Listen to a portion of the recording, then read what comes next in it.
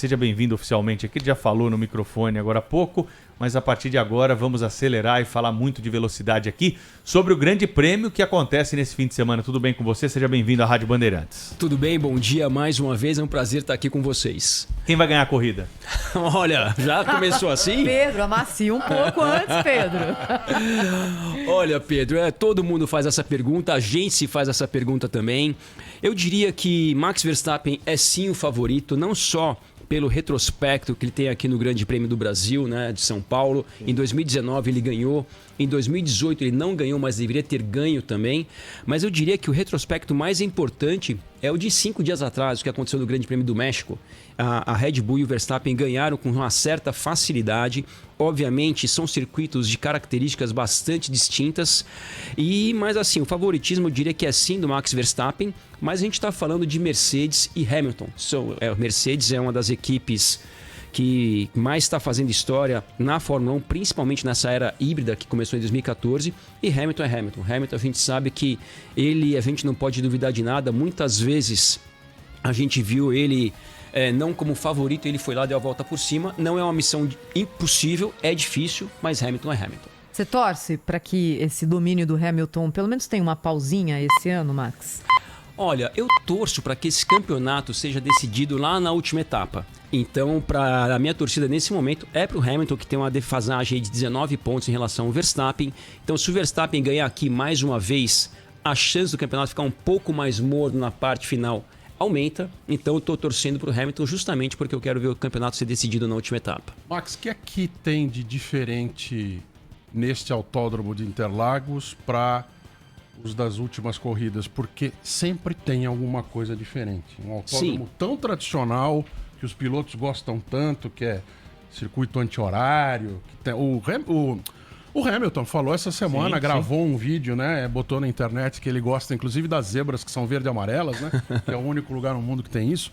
A bandeira do país na zebra. O que é que tem esse ano de diferente no autódromo que faz de fato diferença para os pilotos, para as equipes? Enfim, o que você sente? Olha, o autódromo em relação à última edição de 2019 não mudou praticamente nada. Tem poucas coisas. A curva do lago ela foi recapeada porque estava saindo pouco asfalto, que é uma coisa normal em qualquer autódromo. Agora, Interlagos tem algumas coisas, tem tradição.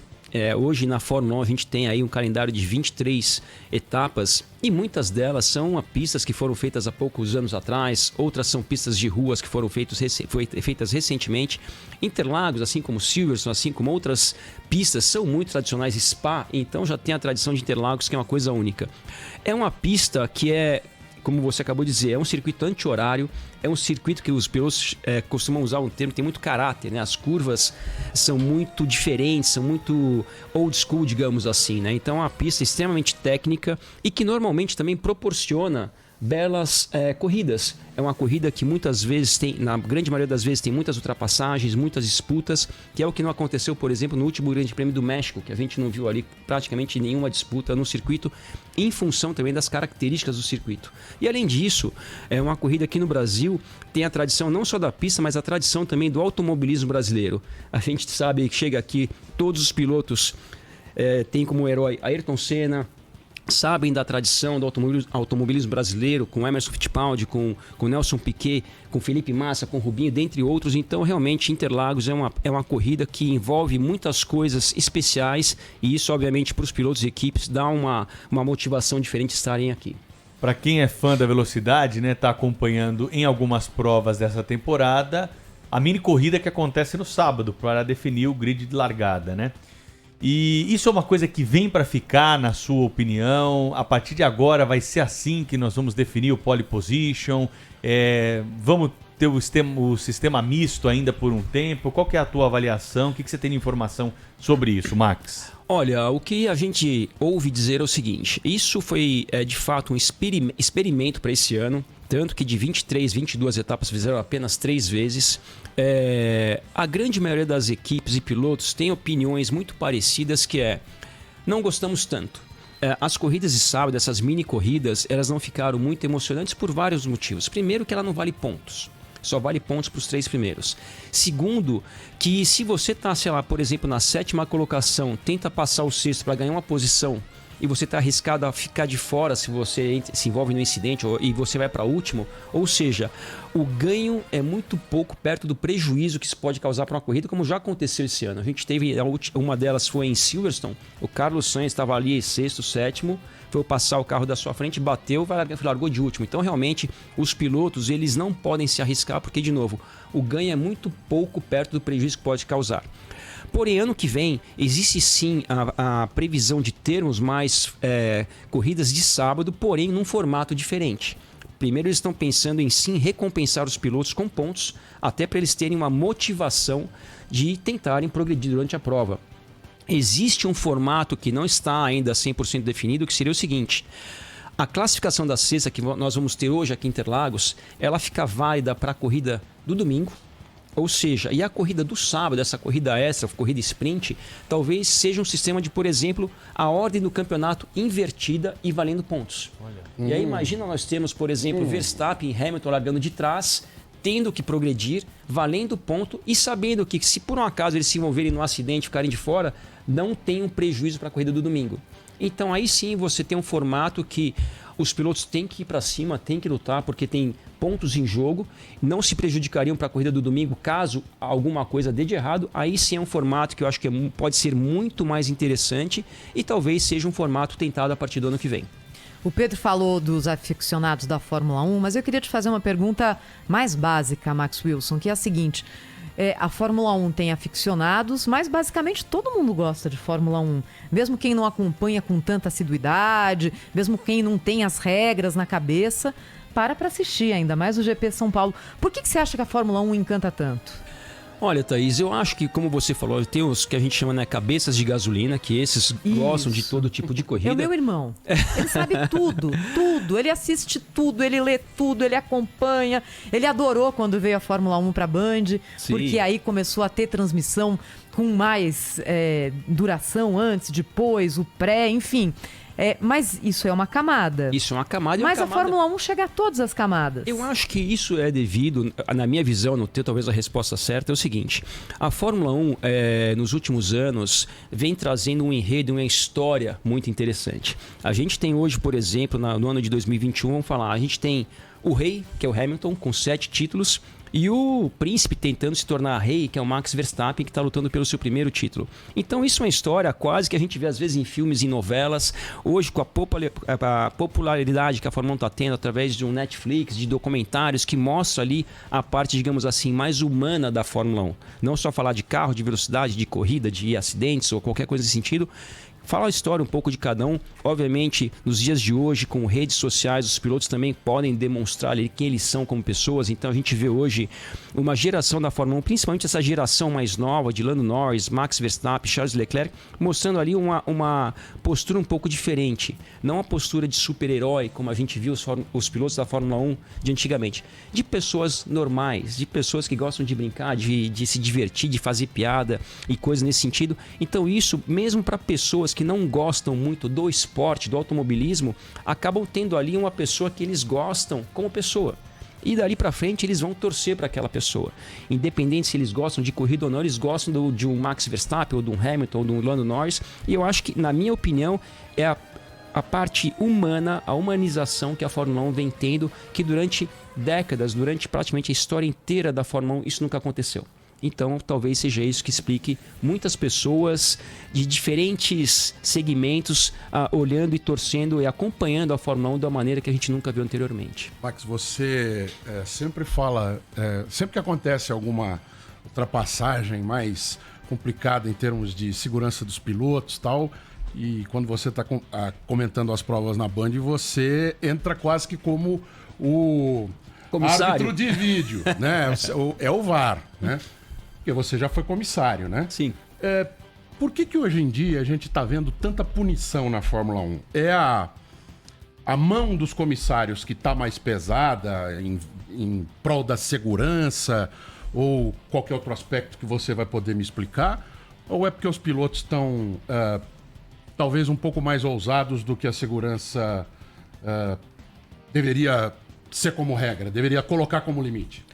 Olha, eu acho que é o seguinte: primeiro, essa questão das regras e porque os juízes, né, os comissários esportivos estão apitando tanto, ou punindo tanto, eu acho que A primeira coisa eu acho que é muito claro para todos os envolvidos no esporte que não tem nada mais importante do que a segurança. A gente não pode pensar que uma vida é mais importante do que a segurança. Então, o automobilismo, no geral, vem evoluindo muito nesse sentido e não é à toa que, graças a Deus, a gente vê muito menos fatalidades hoje do que a gente via há 20, 30, 40 anos atrás. Então, essa parte da segurança é um dos motivos pelo qual os comissários estão sendo mais rígidos.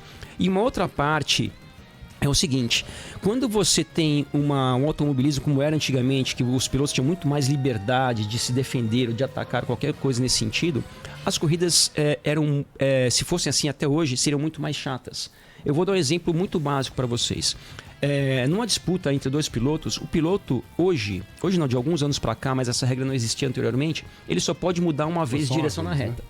E por que isso tem uma representatividade no espetáculo? Se um piloto vai para um lado, vai para o outro e começa a se defender de um jeito que é literalmente impossível do piloto de trás ultrapassar. Então, quando você tem regras, além de ter o lado da segurança, que é o mais importante, essas regras também proporcionam um espetáculo melhor. Se você está lado a lado numa curva e o piloto pode te jogar para fora, por exemplo, o piloto nunca vai tentar ficar lado a lado com ninguém, porque ele sabe que vai ser jogado para fora. Quando tem uma regra que isso não é permitido, a gente vê, ou dentro do carro como piloto, ou assistindo como fã, ver dois pilotos lado a lado em uma, duas curvas, é um espetáculo bonito, esse tipo de disputa. Então, eu acho que a combinação da parte da segurança, que é número 1, mas também de proporcionar um belo espetáculo, porque senão se ficar, cada um faz o que quer, vai ser uma bateção, todo mundo vai ficar batendo e o espetáculo fica feio. Entendeu? Tem boas lembranças de Interlagos aí? Você tem lembrança boa aí de alguma prova de Interlagos sua aí? Alguma dica que você daria para os pilotos que estão nos ouvindo aqui na Rádio Bandeirantes que vão disputar o Grande Prêmio no domingo, Max?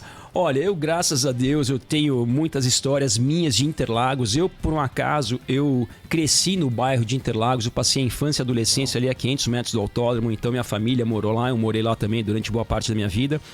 Mas eu diria que lembranças, falando principalmente de Fórmula 1, eu tenho lembranças como fã. Lembranças ali na arquibancada, torcendo pelo Senna, aquela corrida que o Senna ganhou daquela maneira heróica, com o câmbio quebrado, por um acaso ele parou no final da reta oposta, exatamente na arquibancada que eu estava como torcedor. A arquibancada começou a balançar, achei que fosse cair aquela arquibancada. Então realmente as lembranças melhores ali, falando de Fórmula 1, é justamente nessa época como fã.